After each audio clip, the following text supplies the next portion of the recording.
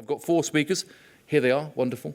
We've got Alan Law, Chief Officer for Strategy and Reform and Deputy Chief Executive at Natural England. Claire Haigh, yes. Haigh from Greener Journeys. Welcome, Claire. Kathy Slack from Enterprise M3 Enterprise M3.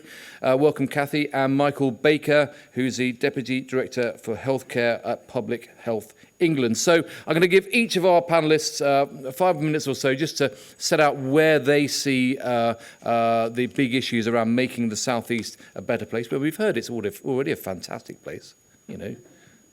How are we going to make it better? So, Alan, kick us off. How are we going to make the South East a better place? Make your case. Thanks. Thank you. Always pros and cons coming after a few speakers, particularly when Rupert's one of the earlier ones, because he often nicks some of your best lines. I'm going to start where I ended last year, which is a quick look at the South East. Now, this is a slide that has been used in part earlier on today, so we can see the great expanses of national park, areas of outstanding natural beauty. The smaller blobs on land are areas that are sites of special scientific interest. The areas off at sea are marine conservation zones, special protection areas, marine wildlife areas. So the South East is absolutely packed with wildlife and special landscapes. We know that, those of us who live here, I live here. It's got the greatest economic activity, the greatest population, the greatest biological diversity, the greatest area of natural woodlands, you name it, all in one place. I don't believe that's a coincidence. My conviction is that that confluence is part of what makes the South East special on all of those fronts. It's not a coincidence that they're there together. Now, there are a couple of key words that I want to raise from this morning's speeches. The first one is, if you look at those dots, that shotgun pattern, what you have there is a highly fragmented landscape. So the conservation challenge for the future in the South East is not having more of those dots. It's not simply keeping those current dots. It is making the connections between those and making the environment resilient. Resilient to the pressures that come from economic activity, resilience to the pressures that come with a large population, resilience to climate change, to air pollution, you name it. It's a different set of conservation challenges that we face going into the future. That takes me on to my second word, because one of the words I heard this morning was a constraint. And I found myself smiling when I hear that word, because it's very often used. The environment is a constraint. Now, how many people in the room have got children? Quite a few of us. Now, I've got children. I can't go on holidays outside the school term. I have to think about what they eat and my eating times and my sleeping patterns. The first term I use when I think about them is not constraint. That isn't where I start. Things that you care about, you think about how you look after them for the long term, what their needs are in the future. You don't start with them being a constraint. Now, I'm not hectoring you on this, because I think the people in this room around on the transport side and the people on the conservation side have different aspects of the same challenge. We need to think about the long-term needs, and the conservation sector is notoriously conservative in the same way as I've got 9 and 10-year-olds, I don't need to hang on to the changing mat and the disinfecting bowl and all the rest of that. I need to think about what their needs are for the future. That environment needs to change. It's not about pickling it in aspic or taking it back to how it was 50 years ago. It's planning for a new set of environmental challenges. I'm not going to go into a huge amount of detail about what's in the South East. I think people already know it's special. But some of the things about what the environment actually does for us, I think I might just pause on here. So we know that the public interest that there is currently around climate change, people protesting on the streets. My office is just around the corner from the Houses of Parliament, so we've had those protesters all around us this week. And it's been great, actually, getting that level of attention to what is such an important agenda for all of us. This slide is intended just to flag some of the wider interests that the environment provides, some of the wider benefits. I think it's a gross underestimate. We know that if you live near to green spaces and you make use of them, your health will be better.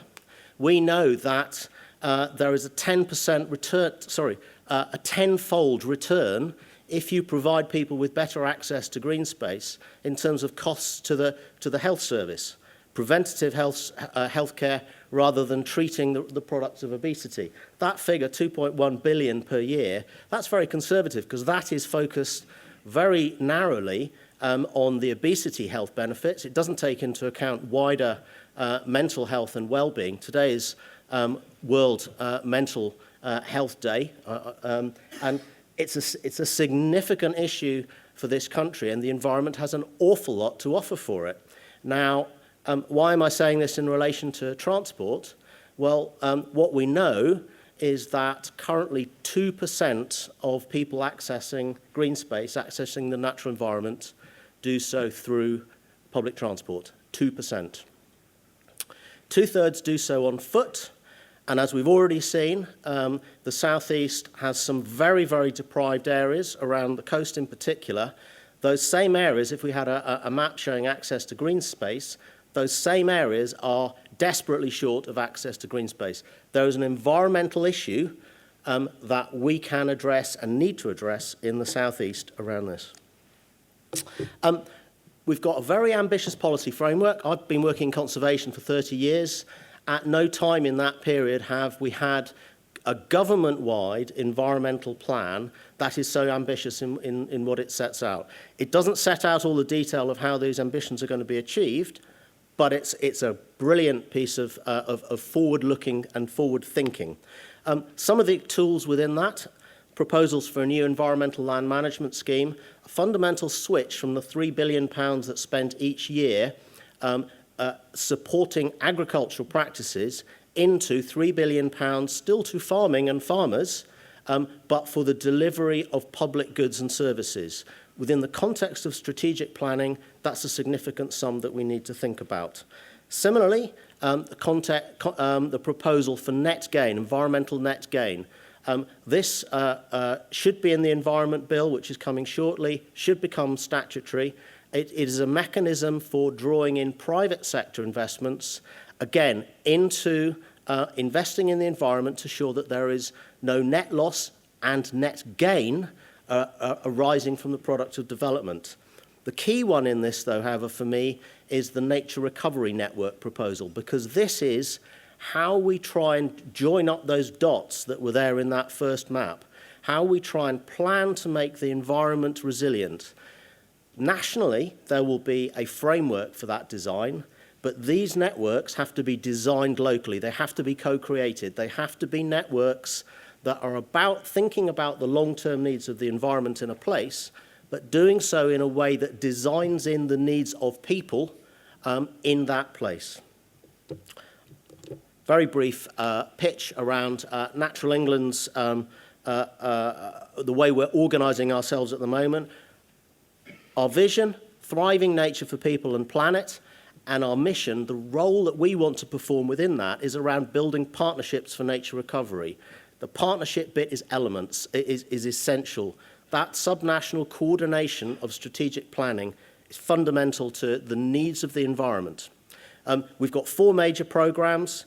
2 of those are around tools, so the Sustainable Development Programme, how we use our planning and licensing statutory functions, and how we do so in a way that is not simply being a constraint on what's already there, but is about enabling what needs to be put in place. Greener farming, we've heard about the monies that are there for farmers, which we are shaping the design of that new scheme and how it will be deployed locally. The Resilient Landscapes and Seas component is about planning that nature recovery network. How do we design that in a way that is not simply about the ecology of a place, but is about how that ecology can serve the people and the economy of a place? And that is also fundamental with the connecting people with nature. At the moment, nature conservation is predominantly a middle-aged, white, middle-class service. We need to find ways in which we can actually join that up and get the benefits of that and of the environment through to society as a whole. How am I doing for time? 1 minute. I asked for a slide for the people who put this together around transport and the environment, and they sent me this. And I sort of hummed. And I suppose the question I asked myself was, is that a vision of yesterday? Is that a vision of today? Or is that a vision of the future? Now, I don't think it's a vision of the future. It's probably where we are now. It's probably a piece of good design work that mitigates now. The future, I think, would be rather different. I've got 4 very quick themes that I just want to emphasise. So the first one is, in terms of strategic planning for transport, as with other things, look for resilience in our landscapes. Don't treat the environment as a constraint. If that's the question, if that's the starting point, my challenge would be we're asking the wrong question if we're simply starting with it being a constraint. Plan at scale, because in 30 years in conservation, my belief is you can resolve most challenges, most conflicts, if you're operating at the right scale. And in planning at scale, we need to think about the opportunities as much as we think about the risks. Conservationists tend to focus on the risk and ignore the opportunities. That map shows the join up, the resilience, comes through investment in opportunities as much as anything else. We need to think about what the environment can do for people, not simply what the environment can do for the environment. And finally, when we think about carbon and the carbon challenge, let's remember that it's not simply about technological solutions. There are also a host of natural solutions that can contribute, and incorporate those into the strategic plans that we make. Thank you. Thank you very much, Alan. Right, Kathy, next up. Sorry, Kathy. No, Claire. Let's go, Claire, next up. I did say I'd try to fox you by there. No, Claire, the floor is yours. Thank you. So, thank you. Yes, absolutely brilliant. Can I just start by really congratulating Transport for the South East on this strategy? And I really enjoyed the earlier session. Really fabulous. So much food for thought. I'm delighted to have been given the opportunity to say a few words today, because I think that Transport for the South East sets out a really compelling vision, which is putting people and places at the heart of decision making. It's just really encouraging to see the emphasis in the strategy on sustainable transport. As I see it, the key challenges in bringing about this vision will be political, not technological. Because frankly, success is going to involve fewer vehicles on our roads. We are going to have to break the dominance of the car. People are going to need to be persuaded to change how they travel. It's a tough sell. But the case for change is overwhelming. Sustainable transport promotes equality, improves health and well-being, and it opens up opportunities for everyone in society. Now, as has been noted already, the South East is home to some of the most prosperous parts of the country, but it also contains significant areas of deprivation. And there is a clear and quantified link between public transport access and deprivation, as evidenced by contrasting, say, Woking or Guildford with its excellent high-frequency train service into London Waterloo with some of the less well-connected coastal communities. A 10% improvement in public transport connectivity can deliver a 3.6% reduction in social deprivation.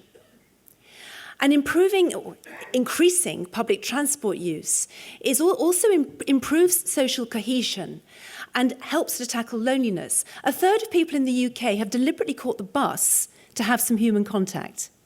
And commuting to work by bus gives you half your weekly recommended exercise.